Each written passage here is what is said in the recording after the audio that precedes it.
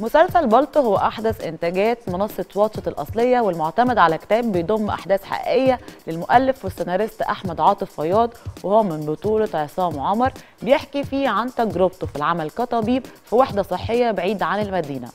كنا موجودين في كواليس المسلسل حصريا عشان ننقل لكم تفاصيل عنه وعن شخصياته، من أبطاله محمد محمود وكمان عارفة عبد الرسول ومريم الجنزي. حكمت المحكمة حضورية على الطبيب عاطف كمال محمد بحالة أوراق على فضيلة المفتي. ده بيت عاطف كمال محمد؟ ده جايب 99.5%. خدتوه كلية الطب ازاي ده؟ ده هو الدكتور عاطف بسرعة. تكليفك هيبقى فين؟ لا يا عم مش لدرجة حلوان. أنا جايب جيد جدا، أنا مش هروح الأماكن دي. أنا بقول لك إيه؟ رحت أشوف الليف دي إزاي؟ مسلسل بالطو اللي بيتعرض على منصة واتشت وحقق صدى كبير جدا مع بداية عرض حلقاته، مستوحى من رواية بالطو فانيلا وتاب للكاتب الساخر أحمد عاطف فياض. بالطو فانيلا وتاب قصة حقيقية حصلت بجد، يعني اللي كاتب الشغل دكتور ومر بالتجارب اللي احنا بنعرضها في المسلسل. تأليف الأستاذ أحمد عاطف، إخراج الأستاذ عمر المهندس، بطولة الأستاذ عصام عمر ومريم الجندي، ومعنا مجموعة كبيرة: الأستاذ محمود البزاوي، الأستاذ محمود حافظ، الأستاذ عارفة عبد الرسول، مجموعة كبيرة غير ضيوف الشرف اللي معانا نجوم كبار ومهمين زي الأستاذ خالد الصاوي، الأستاذ محمد لطفي، الأستاذة سلوى خطاب وما يستجد، لأن احنا ما زلنا بنعمل الداخلي بس لحد دلوقتي. هي تجربة حقيقية.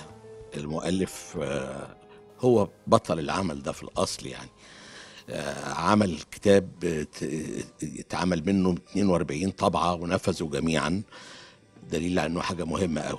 وحدة صحية، دكاترة ممرضين بتتكلم عن الموضوع ده عامة، يعني الممرضين والدكاترة وايه اللي بيحصل، مواقف بقى اللي بتحصل مع المرضى مع كده، يعني حالة موضوع اجتماعي جدا، مش الهدف منه الضحك خالص، هو حالة اجتماعية يعني، وبيحصل بقى فيها مواقف وطرائف بقى. شيلي ده كباش. مين الراجل ده يا دكتور؟ اتقتل مدير الوحدة. امسكوا الدكتور ده. انت دلوقتي رسميا بقيت مدير الوحدة. أبطال مسلسل بالطو كلمونا أكتر عن تفاصيل شخصياتهم. انت تعرف لو الإدارة عرفت اللي حصل ده هيعملوا فيك ايه؟ إيه؟ هو ممكن يدوني جزا؟ بقول لك مفيش ولا موظف. ما هو أنت موجود يا أستاذ طرشوخ. دكتور جديد في وحدة صحية، بنشوف بقى كل السلبيات اللي موجودة. أنا بعمل شخصية راجل قديم في الوحدة، عارف الدنيا فيها إيه، وبيقف جنب الشاب الجديد ده. كل المواقف اللي بيعدي عليها والصعوبات بيحاول يذللها له ببساطة. يعني حضرتك مسؤول عن شهادات الوفاة، تصاريح الدفن، شهادات الميلاد، شهادات التطعيم، الكشوفات، المرتبات، الأجازات، الموظفين، غرفة الطوارئ، كل الأجهزة وكل العهدة. وختم النسر ده أهم حاجة، لو جراله حاجة أنت هتروح في 60 داهية. عن إذنك. وعلى فكرة احنا هنا بقى في كفر الشيخ، شغل الفرافير بتاع مصر ده ما يمشيش هنا. الست كوثر دي رئيسة التمريض، هي موظفة حكومية جادة جدا، شايفة شغلها صح وست كويسة. بقول لك يا دكتور، اخرج اكمل اخد فلوس الكشف من الناس في السكرات زي ما بنعمل، ولا نستنى نشوف ميه المدير الجديد ده ايه احسن يعمل لنا منكش؟ مدير جديد ايه؟ وانتوا ما شفتوش؟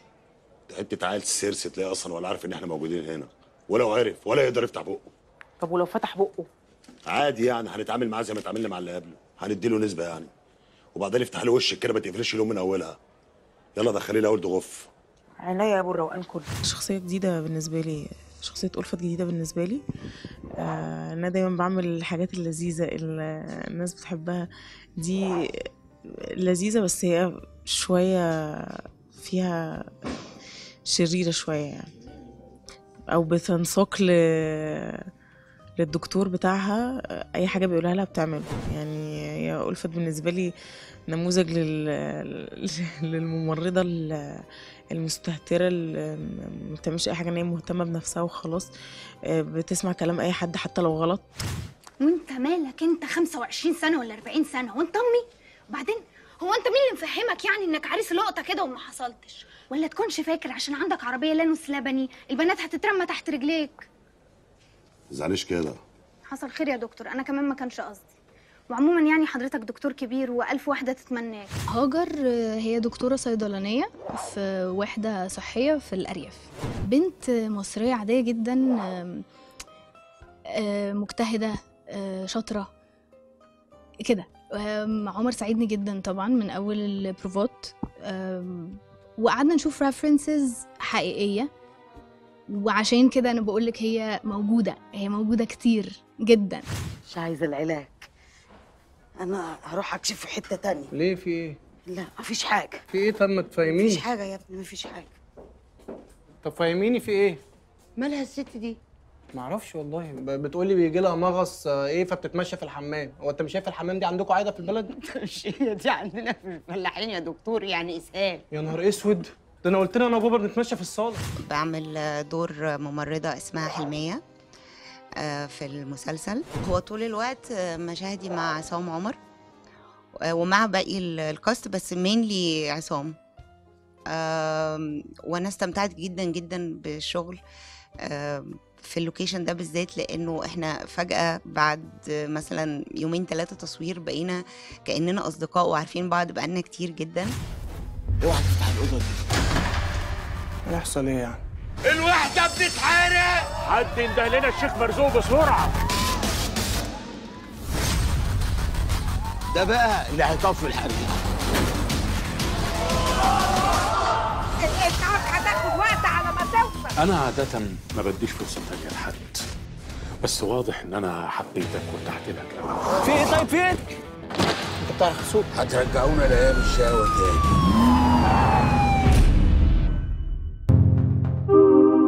اشترك في باقات واتشت الشهرية بتبدأ من 14 جنيه و99 قرش، وباقات سنوية تبدأ من 150 جنيه.